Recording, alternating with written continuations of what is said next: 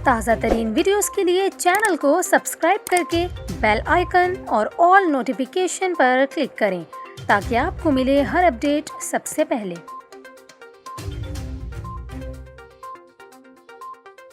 और यहाँ पर आपको खबर दें, डायरेक्टर महकमा मौसमियात सरदार सरफराज का ये कहना है कि मगरबी हवाओं के असरात के तहत शहर कायद में साइबेरियन हवाएं चल रही हैं। आइंदा चंद रोज़ में कराची का दर्जा हरारत मज़ीद गिरने का इम्कान है। उन्होंने कहा कि 15 और 16 दिसंबर को मगरबी हवाओं का एक और सिस्टम शिमाली इलाकों को मुतासर कर सकता है। डायरेक्टर महकमा मौसमियात के मुताबिक इस मगरबी सिस्टम के बायस कराची में मौसम मज़ीद सर्द होने का इम्कान है। उन्होंने ये भी कहा कि कराची में आइंदा 3 रोज़ के दौरान कम से कम दर्जा हरारत 14 से 16 डिग्री सेंटीग्रेड रहने का इम्कान है। इसके अलावा 10 दिसंबर के बाद दर्जा हरारत 11 से 12 डिग्री सेंटीग्रेड के दरमियान रह सकता है।